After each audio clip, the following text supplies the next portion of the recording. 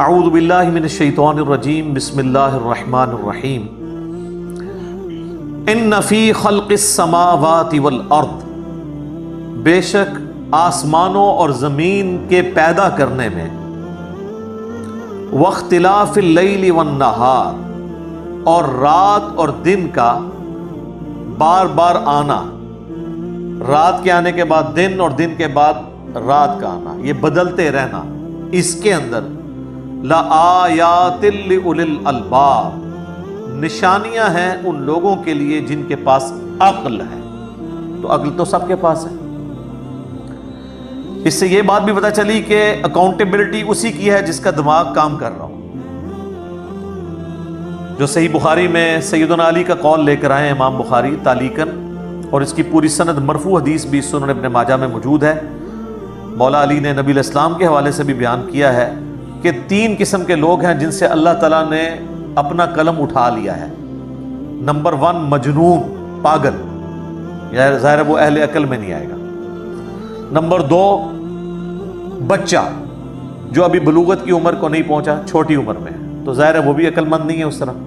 اور نمبر 3 سویا ہوا شخص، نیند کی حالت میں، اللہ تعالیٰ کی طرف سے کوئی گرفت نہیں۔ اگر کسی سے کوئی ایسا معاملہ ہو جاتا ہے تو نیند کی حالت میں، بعض اوقات لوگوں کو چلنے کی بھی عادت ہوتی ہے، یا اسی طریقے سے کسی کو نیند آ گئی، اس دوران اس کی نماز چھوٹ گئی، تو بخاری و مسلم دونوں میں حدیث ہے کہ جو شخص بھول جائے یا سو جائے تو جب اسے یاد آئے یا وہ سو کر اٹھے تو اس نماز کو وہ اس وقت ادا کر لے، اس کے لیے اس نماز کا ٹائم وہی ہے۔ اور پھر آپ علیہ السلام نے سورہ طٰہٰ کی آیت تلاوت کی، وَأَقِمِ الصَّلَاةَ لِلذِّكْرِ، میری یاد کے لیے نماز کو قائم رکھو۔ تو ان 3 لوگوں پہ گرفت نہیں ہے، پاگل ہو، بچہ ہو اور سویا ہوا شخص۔ اس کے علاوہ جس کو بھی عقل ہے، عقل کا یہ مطلب نہیں کہ بہت زیادہ وہ ذہین اور فطین ہوگا، عام انسان جس کا دماغ ذہنی توازن کام کرتا ہے، بگڑا ہوا نہیں ہے، اس کے لیے اس کے اندر نشانیاں ہیں، آسمانوں اور زمین کی پیدائش میں اور رات اور دن کے آنے جانے میں۔ یہ جو 2 بڑے بڑے فزیکل فینومینا آف نیچر ہیں، قدرت کے مظاہر ہیں، یہ ہر شخص آبزرو کرتا ہے، چاہے آج کا انسان ہو، آج سے 10,000 سال پہلے کا سٹون ایج کا کوئی انسان ہو، وہ ان چیزوں کو آبزرو کرتا ہے، اور اس رزلٹ پہ ضرور پہنچ جاتا ہے کہ یہ کائنات کسی نے بنائی ہے، بغیر بنائے نہیں بنی ہے۔ اور آسمان اور زمین کی پیدائش میں غور کرنے کا مطلب یہ ہے کہ پھر جو کچھ آسمان اور زمین میں آپ کو نظر آ رہا ہے، اس میں ستارے بھی ہیں، سورج بھی ہے، اور زمین میں جو کچھ بھی نظر آ رہا ہے، ایک ایک چیز کے اندر اللہ کی قدرت کی نشانیاں موجود ہیں۔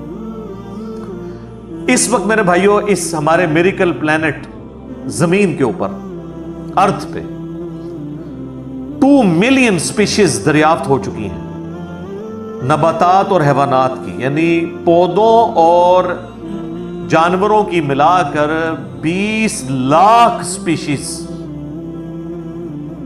یعنی 20 لاکھ ٹوٹل مخلوق کی تعداد نہیں ہے، ان سپیشیز میں سے صرف انسان ایک سپیشیز ہے، اور انسان ہی 7 ارب کے قریب تو ہیں دنیا میں۔ اس طرح گننا شروع کرتے ہیں، انسان، گھوڑا، کوا، چیل، مرغی، خچر، یوں آپ گنتے چلے جائیں، انسان کے علاوہ جتنے بھی اس روئے ارض پہ آباد ہیں چیزیں، چاہے وہ جانوروں میں سے ہوں، چاہے وہ نباتات پودوں میں سے ہوں، تو ان کی سپیشیز 20 لاکھ ہیں، اور یہ ابھی وہ ہیں جو دریافت ہوئی ہیں۔ اور سائنٹسٹ ہمیں بتاتے ہیں کہ 1 اسکوائر انچ بھی اس زمین کا ایسا نہیں جہاں پہ کوئی لیونگ تھنگ نہ ہو۔ 1 اسکوائر انچ یعنی انچ بائی انچ کا جو ڈبہ ہے نا، اتنی جگہ بھی ایسی نہیں ہے جو خالی ہو کسی زندہ مخلوق سے۔ آپ یہ کہیں گے وہاں ہمیں کچھ نہیں نظر آ رہا، جناب نہ نظر آنے والی مخلوق ہے جو خوردبین سے آپ کو نظر آ جاتی ہے۔ ایون خوردبین کے ذریعے اگر ہم اپنے جسم پہ دیکھیں نا، تو یہ بیکٹیریا ہی بیکٹیریا نظر آئیں گے جو ہمارے جسم سے خوراک حاصل کر رہے ہیں، لیکن ابھی دیکھنے میں تو نہیں نظر آتے، بہت چھوٹے ہیں۔ 1 اسکوائر انچ بھی ایسا نہیں ہے جہاں کوئی لیونگ تھنگ نہ ہو۔ تو سپیشیز کی تعداد پھر ایک ایک سپیشیز کی کس لیول تک ہوگی؟ صرف انسیکٹس، کیڑے مکوڑے زمین پہ اتنے ہیں کہ زمین پہ بسنے والے ہر انسان کو اگر 20 کروڑ کیڑے دے دیے جائیں، یہاں 100+ لوگ بیٹھے ہوئے ہیں، آپ میں سے ہر ایک کو میں کہوں کہ 20 کروڑ آپ کے 20 یعنی 200 ملین ہر بندے کو میں کیڑے الاٹ کرنا شروع کروں اور 7 ارب انسانوں کو الاٹ کر دوں تو اس سے زیادہ انسیکٹس ہیں صرف روئے ارض کے اوپر.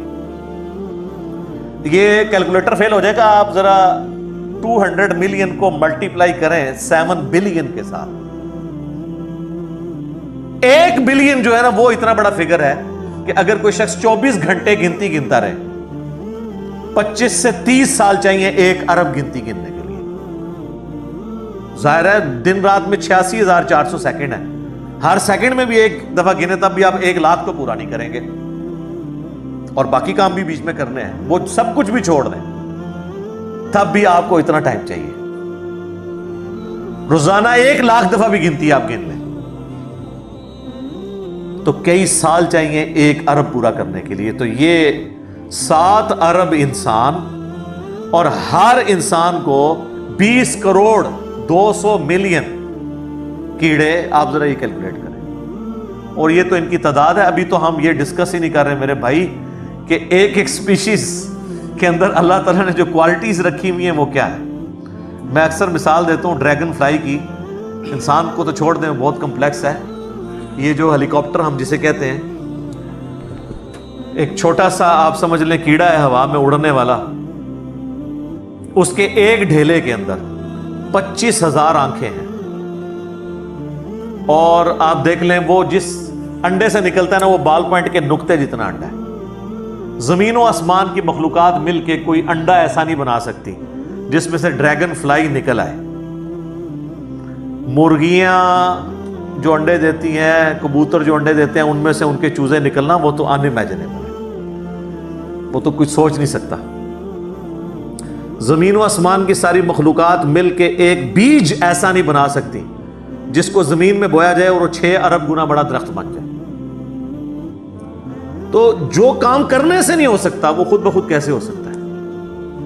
اور اس کریشن کا کلائمیکس انسان ہے. انسان پہ ہی بات کی جائے نا تو 1 گھنٹہ چاہیے. انسان کو جو اللہ نے کوالٹیز دی ہیں جس کا اسے خود بھی نہیں پتا. اچھا مجھے بتائیں جن کوالٹیز کا ہمیں خود ہی نہیں پتا کہ ہیں ہمارے اندر تو کتنا کوئی بیوقوف ہوگا کہ وہ کہے کہ یہ کوالٹیز میں نے خود اپنے اندر رکھ لی ہیں یا میرے ماں باپ نے رکھی ہیں. ہمارے تو ماں باپ کو بھی نہیں پتا ان چیزوں کا. آج جو ہمیں سائنس بتا رہی ہے 1 لاکھ دفعہ روزانہ ہمارا دل دھڑکتا ہے. 1 لاکھ دفعہ بغیر کسی پمپ کے بغیر کسی ایکسٹرنل فیول کے. 1 لاکھ دفعہ 1 لاکھ دفعہ. اچھا اور 1 لاکھ دفعہ دھڑکنے کے بعد وہ 10,000 لیٹر خون پمپ کرتا ہے ہماری نسوں میں ہر بندے کے. ایک انسان کے جسم میں جو نسوں کی لینتھ ہے نا یہ آپ کی جو نروز ہیں خون کی نالیاں اس کی لینتھ اتنی زیادہ ہے کہ ایک بندے کی اگر صرف نسیں جوڑی جائیں تو زمین کے 2.5 چکر لگ سکتے ہیں. 40,000 کلومیٹر زمین کا سرکمفرنس ہے. 1 لاکھ کلومیٹر 2.5 چکر زمین کے لگ سکتے ہیں. ان ساری نسوں میں خون کا پہنچنا اور وہ خون اپنے اندر آکسیجن لے کر جائے ایک ایک خلیے تک پہنچنا اور خلیے کی تعداد سینکڑوں میں ہزاروں میں لاکھوں میں کروڑوں میں اربوں میں نہیں ہے. 100 ٹریلین سیلز ہر انسان کے اندر موجود ہیں. 1 ٹریلین 1000 ارب کے برابر ہے 1000 بلین کے برابر اور 1 ارب میں نے آپ کو بتا دیا کتنا بڑا ہے. تو 100,000 ارب ہر بندے کے جسم میں خلیے ہیں. تو سائنٹسٹ کہتے ہیں یہ تو آپ صاف کر ہی نہیں سکتے. آپ کو بس مختصر بتا دیتے ہیں کہ انگلینڈ جیسے 30 ملک ہوں اور ان 30 ملکوں میں صرف درخت ہی اگے ہوئے ہوں اور ان درختوں کے جتنے پتے ہوں گے نا اتنے ایک جسم میں خلیے ہیں. اور خلیے یہ نہ سمجھے کہ وہ ایسی کوئی چیز ہے. ایک خلیے کے اندر اتنے سسٹم ہے کہ نیو یارک سٹی جتنی جگہ چاہیے اگر ہم ایک خلیہ ہمیں بنانا پڑ جائے جو کچھ اس کے اندر سسٹم موجود ہے. سوچ نہیں سکتا. بس انسان پھر یہی کہہ سکتا ہے اللہ اکبر کبیرہ والحمدللہ کثیرہ وسبحان اللہ بکرۃ واصیلا. ابھی ایسٹرونومی کی فیلڈ میں جائیں تو بندہ پاگل ہو جاتا ہے. آج تو ہمیں ٹیلیسکوپ کے ذریعے کیا کچھ پتا چل چکا ہے. ناسا کی رپورٹس تو آئے دن ڈسپلے ہوتی رہتی ہیں، اس میں میری ویڈیوز بھی آتی رہتی ہیں۔ اس وقت ناسا نے جو ڈسکوری کی ہے نا، اس کے تحت 250 بلین گلیکسیز ہیں اس کائنات کے اندر، 250 ارب، اور ارب میں نے آپ کو بتا دیا کتنا بڑا فگر ہے۔ ہر گلیکسی میں 300 ارب سے زیادہ سورج ہیں، ان میں سے ایک سورج یہ ہے۔ اس طرح کے 300 ارب سورج صرف ہماری گلیکسی ملکی وے میں ہے، اور یہ ایک گلیکسی ہے، اور اس طرح کی 250 ارب گلیکسیز اور ہیں۔ اور یہ سائنٹسٹ کہتے ہیں کہ اتنا بڑا فگر ہے کہ دنیا میں جتنے سمندر ہیں ان کے کنارے پر ریت کے ذروں کی تعداد ہے نا، اس سے زیادہ سٹارز اور پلانٹس اس کائنات کے اندر ہیں، تو کوئی کیلکولیٹ ہی نہیں کر سکتا۔ اور یہ وہ چیز ہے جو انہوں نے کیلکولیٹ کی ہے۔ لوگ کہتے ہیں انہوں نے گنے کیسے ہوں گے؟ وہ ایک تھوڑا سا ایریا کنسیڈر کرتے ہیں، اس کے بعد اوورآل لے کے اسے ملٹیپلائی کر دیتے ہیں۔ یعنی اگر میں آپ کو بتا دوں کہ باسکٹ کا سائز اتنا ہے، اس میں اتنے انڈے آتے ہیں، تو یہ ہمارا حال جو ہے اس میں کتنے انڈے آئیں گے، تو آپ کہیں گے جی اس حال کا سائز بتائیں، اسے ملٹیپلائی کر کے کیلکولیٹ کر لیتے ہیں۔ وہ یہ نہیں ہوتا کہ وہ ایک ایک کر کے گنتے ہیں، ورنہ تو ان کو بھی لاکھوں سال چاہیے گننے کے لیے۔ اوورآل کیلکولیشن وہ کر لیتے ہیں۔ یہ کوئی چھوٹی چیز نہیں جو اللہ تعالیٰ فرما رہا ہے کہ آسمانوں اور زمین کے پیدائش میں اور رات اور دن کے آنے جانے میں، اب یہ رات اور دن کا آنا جانا یہ کوئی چھوٹا معاملہ ہے؟ آج تو مطلب سائنس کی وجہ سے ہمیں جو چیزیں پتہ ہیں ہم سے پہلے تو لوگوں کو پتہ ہی نہیں تھی۔ ان کا تو ایمان بالغیب تھا جن باتوں پہ، ہمیں تو وہ چیزیں سامنے نظر آ رہی ہیں۔ 3 بڑی بڑی موشنز جو ڈسکور ہوئی ہیں نا زمین کی، ان میں سے پہلی موشن یہ ہے کہ زمین ہر سیکنڈ میں آدھا کلومیٹر اپنے محور کے گرد گھومتی ہے، ایک سیکنڈ میں آدھا کلومیٹر، جس کی وجہ سے 24 گھنٹے میں ہمارا دن رات مکمل ہوتا ہے۔ میں ایکویٹر کی بات کر رہا ہوں، اس کے ارد گرد، میں نارتھ اور ساؤتھ پول کی بات نہیں کر رہا ہوں۔ وہاں تو سورج ود رسپیکٹ ٹو زمین جو ہے افق کے ساتھ چل رہا ہوتا ہے، وہ الگ معاملہ ہوتا ہے، وہ پھر آپ کو پوری سائنس سمجھانی پڑے گی۔ ایک عام ڈسکشن میں بات کر رہا ہوں۔ دوسری موشن ہے زمین کی، ایک سیکنڈ کے اندر، یہ تو ہوگی نا آدھا کلومیٹر، وہ ہے ایک سیکنڈ کے اندر 30 کلومیٹر سورج کے گرد۔ اور یہ اس رفتار کو کوئی سوچ سکتا ہے؟ ایک سیکنڈ میں 30 کلومیٹر، یہ گولی کی رفتار سے 60 گنا زیادہ رفتار ہے۔ یہ ایک سیکنڈ میں 30 کلومیٹر، گولی ایک سیکنڈ میں آدھا کلومیٹر طے کر سکتی ہے، اور زمین ایک سیکنڈ کے اندر سورج کے گرد 30 کلومیٹر، جس کی وجہ سے 365 دنوں میں ہمارا سال مکمل ہوتا ہے۔ اور یہ دو تو پھر بھی تھوڑا بہت بندہ دماغ میں سوچ سکتا ہے۔ جو تیسری موشن ہے نا، وہ زمین اور پورا ہمارا یہ سولر سسٹم سمیت ہمارے سورج کے ایک سیکنڈ میں 200 کلومیٹر کی رفتار سے ایک سٹار ویگا ہے، اس کی طرف پچھلے 15 ارب سال سے ٹریول کر رہے ہیں۔ ذرا آپ ذرا لینتھ دیکھ لیں۔ اسی لیے جو کائنات کے فاصلے ہیں وہ لائٹ ایئرز میں ماپے جاتے ہیں، وہاں تو آپ کے سب کچھ فیل ہو جاتا ہے۔ یعنی روشنی ایک سال میں جتنا فاصلہ طے کرتی ہے نا، اسے کہتے ہیں لائٹ ایئر۔ اور روشنی جناب گھوڑے کی رفتار سے، بوئنگ کی رفتار سے، میزائل کی رفتار سے نہیں چلتی۔ روشنی کی رفتار ہے 3 لاکھ کلومیٹر ایک سیکنڈ میں۔ ایک سیکنڈ میں روشنی زمین کے 7 چکر کاٹ سکتی ہے۔ 3 لاکھ کلومیٹر یا 1,86,000 میل، کیونکہ زمین کا سرکمفرنس 40,000 کلومیٹر ہے، تو 7 چکر کاٹے زمین کے ایک سیکنڈ میں روشنی، ایک سیکنڈ میں 7 چکر زمین پوری کے کاٹ لے، اور یہ سال تک ٹریول کرتی رہے، تو وہ ایک لائٹ ایئر ہے۔ ایک لائٹ ایئر جو ہے وہ کیلکولیشن کرتے ہوئے کیلکولیٹر فیل ہو جاتے ہیں۔ یہ تو اللہ ہی اللہ ہے۔ آپ مجھے بتائیں، جس اللہ کا تعارف یہ ہے تو بابے کدھر آ جائے بیچ میں؟ بابوں کو تو یہ جب ہم باتیں بتائیں نا تو وہ ہماری ویڈیوز دیکھ کے بیان بھی نہیں کر سکتے، تو کہتے ہیں جی وہ بابے کہتے ہیں منو غصہ ہے، میں زمین آسمان زمین تے سٹ دیا، نہ تینوں آسمان دے سائز دا پتا نہ زمین دا، ایویں کہانیاں تو بنانا پھر۔ پتہ ہی کسی چیز کا نہیں. تو آج جس طرح خدا ابھرا ہے، وہ علامہ وحید الدین خان صاحب ہیں انڈیا کے، 95 ایئرز ان کی ایج آلموسٹ. انہوں نے کتاب لکھی ہے دا گاڈ ارائزز، خدا ابھرتا ہے. خدا جس طرح ابھرا ہے نا جی اس لیٹسٹ ورلڈ کے اندر سائنٹیفک فینومینا کی ڈسکوری کے بعد، ابھی تو آپ سٹرکچر آف جین کے اوپر ڈسکشن کرنا شروع کریں، یہ جینز کیا بلا ہیں اور انسان اور نباتات اور حیوانات کی ریپروڈکشن کا کیا سلسلہ ہے، یہ تو انبلیویبل ڈیٹا ہے، کوئی انسان سوچ بھی نہیں سکتا. اور یہ اتنا مینیجیبل ہے کہ سائنٹسٹ ہمیں کہتے ہیں کہ یہ ساری کی ساری چیزیں اتنی فائن ٹیون ہے کہ اگر ایک بال پوائنٹ اپنی نوک پہ کھڑا کیا جائے تو کھڑے نہیں ہو سکتے. کتنا بیلنس آپ مرضی کر لیں، 1 ارب سال تک اگر وہ اپنی نوک پہ کھڑا رہے، اس سے زیادہ بیلنس اس کائنات کے اندر ہے. اور وہ ذرا سا بھی ڈسٹرب ہو جائے تو یہ کائنات تباہ ہو جائے. یہ تو بہت کچھ اس میں بیان کیا جا سکتا ہے، لیکن میں اس کو سکپ کرتا ہوں. اب ادھر واپس آ جائیں. اللہ طرف مارا ہے، بے شک آسمانوں اور زمین کی پیدائش میں اور رات اور دن کے آنے جانے میں نشانیاں ہیں اہل عقل کے لیے. تو یہ ایک الگ سے ایک ٹاپک ہے بہت بڑا.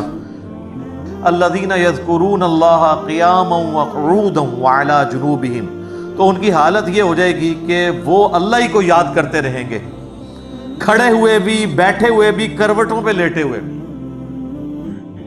ظاہر ہے اللہ ہی اللہ.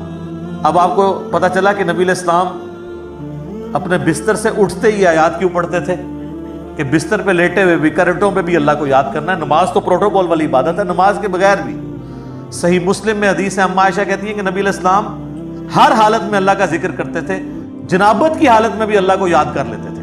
یہ نماز کا پروٹوکول ہے کہ آپ کا وضو اور غسل والا ایشو ہے، ادروائز عام عبادت کے لیے تو نہیں.